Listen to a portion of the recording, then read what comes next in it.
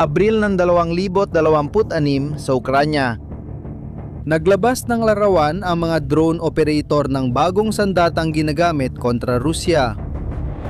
Ipinapakita ng mga kuha ang isang truck ng Rusya na winasak sa loob lamang ng ilang segundo. Sa iba pang mga larawan, makikita ang isang gumagalaw na kanyon na winasak at isang tangke na naging isang bola ng apoy. Pero ang drone na nakikita mo sa mga kuhang ito ay hindi ordinaryong drone. Patuloy pa rin itong umaatake kahit maputol ang komunikasyon sa operator.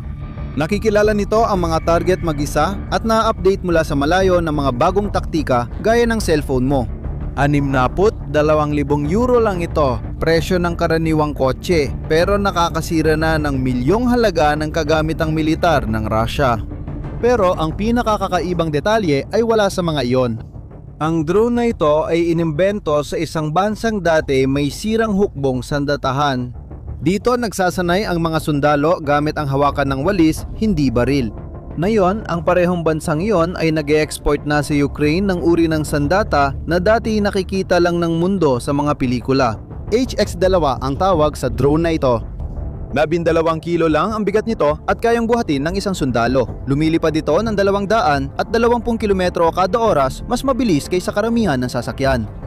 May mga pakpak na hugis X kaya kayang gumawa ng matitinding manyobra sa ilang segundo. Kayang paliparin ng isang operator ang maraming drone ng sabay-sabay bilang isang grupo. Iba-iba ang target ng bawat isa. Dinisenyo ito para sumabog kasama ng target. Ang kumpanyang Aleman na gumagawa nito ay Helsing. Ang unang bagay na kapansin-pansin tungkol sa paraan ng paggamit ng Ukraine sa HX-2 ay kung saan ito ginagamit. Hindi ito sa harapan o sa mismong linya ng labanan, kundi ilang dosenang kilometro sa likod nito. Sa mga lugar na sa buong panahon ng digmaan ay itinuring ng mga Ruso na ligtas. Ang mga unang ulat ng mga pag-atake ay lumitaw noong Marso ng 2026 sa mga military channel ng mga Ruso sa Telegram. Sa mga mensaheng halo ang kalituhan at pagkataranta. Mga pangkat ng pakukumpunin ng tangke na tinatamaan sa dapat sanay likurang bahagi. Mga nawawalang truck ng supply sa mga kalsadang di pa naging target. Mga kanyon na sumasabog habang inililipat sa mga teritoryong itinuturing na hindi kayang galawin sa loob ng maraming taon.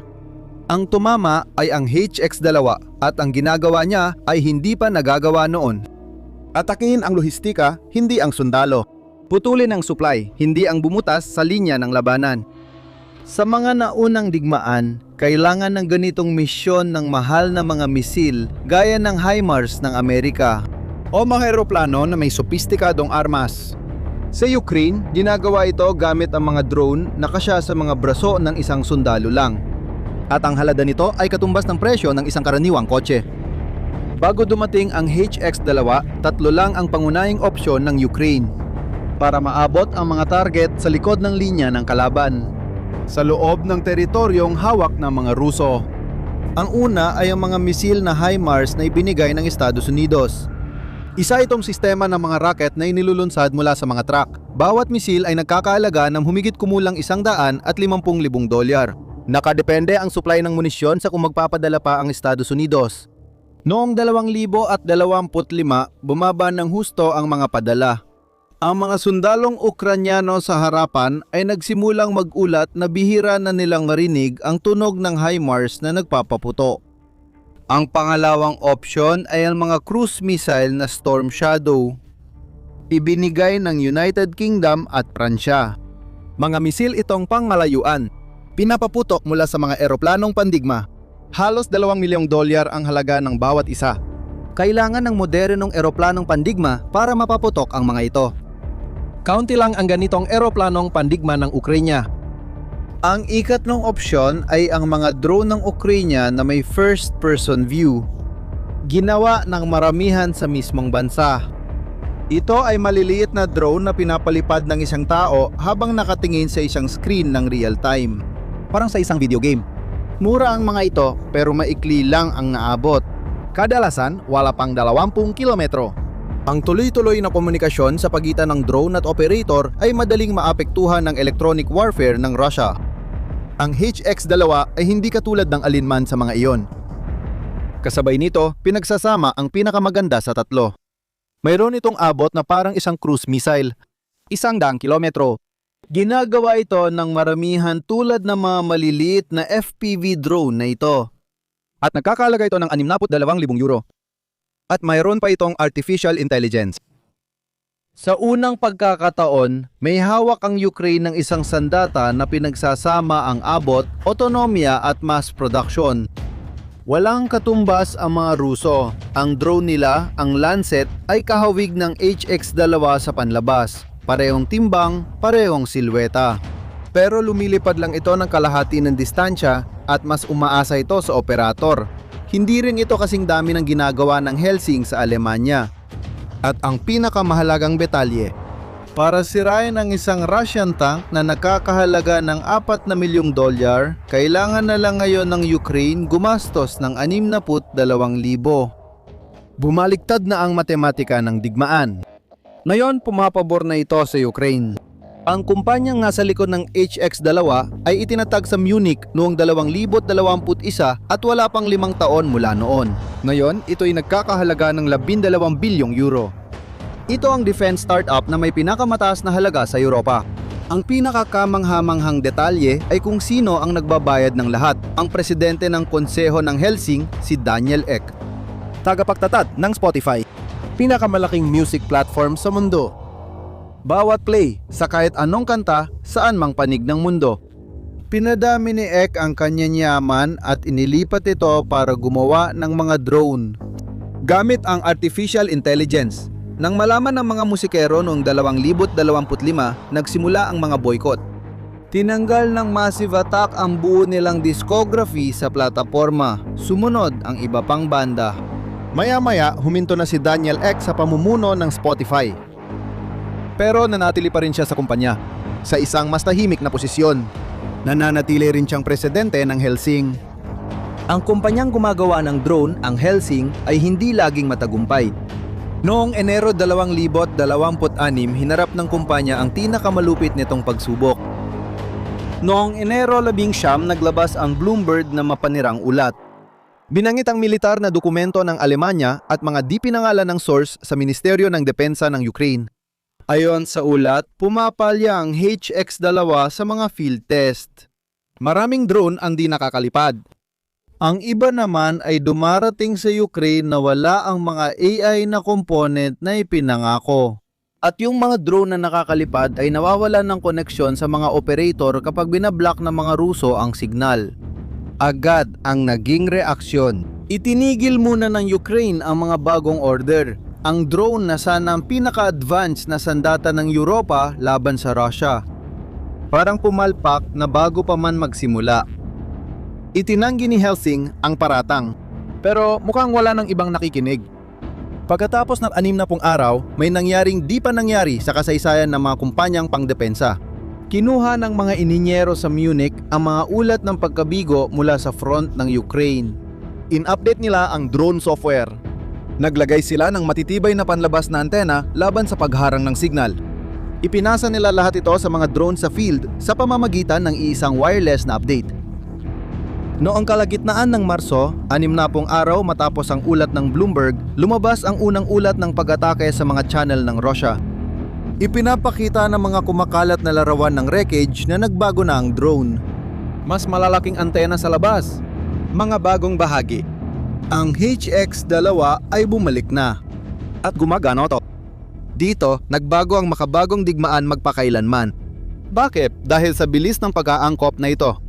Hindi ito kayang gawin ng industriyang militar ng Rusya. Tukuyin ang isang problema sa larangan ng labanan, ayusin ang problemang iyon, at ipadala ang pagwawasto sa ere para sa libu-libong drone sa loob ng 60 araw. Sa Rusya, aabutin yon ng mga taon. Ang mga sandata ng Rusya ay ginagawa sa mababagal na linya ng produksyon. Umaasa sila sa mga elektronikong bahagi mula sa kanluran na kailangang ipuslit. At inabot ng mga taon bago ito mabago. Ang drone na Lancet na pinabagsak ng Ukraine ngayon ay dahan-dahang umunlad at paunti-unting nagbago mula noong 2022. Ang HX-2 ay nagbago sa loob ng ilang buwan. Ang Rusya ay natatalo sa isang digmaan na hindi pa niya namamalayan na natatalo na siya. Hindi sa frontline, sa software. At ang HX-2 ay nagsisimula pa lamang. Nang nagsimulang gumawa ng drone ang Helsing noong 2025, 450 unit kada buwan ang kanilang napoproduce. Ngayon, 1,000 na. At bago matapos ang 2026, nangangako ang kumpanya na makakagawa sila ng 2,500 unit kada buwan. 84 na drone bawat araw. Sa iisang pabrika sa timog ng Alemanya. May iba pang itinatayo. May 6,000 unit na ng drone na in-order ang Ukraine. At ang pangmatagalang layunin ng Helsing ay makagawa ng 200,000 ganitong drone. Ayon sa mga lumika, sapat na raw ang bilang na yan para mapigilan mag-isa ang isang pagsalakay ng Russia sa buong Europa. Nang salakayin ni Putin ang Ukraine noong 2022, inisip niyang walang sagot ang Europa. Na mahina ang kanluran. Na masyadong pasipista ang mga Aleman para kumilos. Sa isang banda, tama siya. Pero may isang bagay na hindi nakita ni Putin. Sa pag-atake niya sa Ukraine, hindi lang niya ginising ang defense industry ng Europa. Pinabilis niya ng ilang dekada ang pag-develop ng isang buong bagong uri ng sandata. Mga autonomous na drone na may artificial intelligence, ginawang maramihan ina-update ng wireless. Mga bagay na dati, sa ibang kasaysayan, 20 taon bago umabot sa labanan, ngayon, ilang buwan lang at naroon na. At ang resulta, noong Mayo ng 2026, ang Rusya ay nahaharap sa eksaktong uri ng sandata na hindi niya kayang gawin, hindi niya kayang haranin at hindi niya kayang iwasan. Hindi na tinatanggol ng Europa ang sarili laban kay Putin gamit ang lumang tangke at bala galing Amerika na maaring dumating o hindi. Ipinagtatanggol niya ang sarili gamit ang bagay na siya ang gumawa at napapabuti buwan-buwan. At ngayon, taliwas sa anumang sandata ng Russia ay handa na para sa susunod na digmaan. At para sa susunod pa pagkatapos nito. Noong 2022, ang mga sundalong Aleman ay nagsasanay gamit ang mga hawakan ng walis. Noong 2026 namatay ang mga sundalong Ruso dahil sa isang Aleman na drone na kusang pumili ng target. Ang totoo, hindi lang para sa digmaang ito nagising ang Alemanya. Nagising ito para sa mga susunod pa. At ikaw, ano ang palagay mo tungkol dito? Sa tingin mo ba dapat hayaan ng AI machines na magdesisyon mag-isa kung saan aatake? O ito ba ay isang hangganan na hindi dapat nalampasan? Iwan mo ang iyong opinyon sa mga komento. Kung natulungan ka ng video na ito, maintindihan ng digmaan, mag-subscribe at i-share mo ito sa mga interesadong kakilala. Salamat sa panonood, hanggang sa susunod!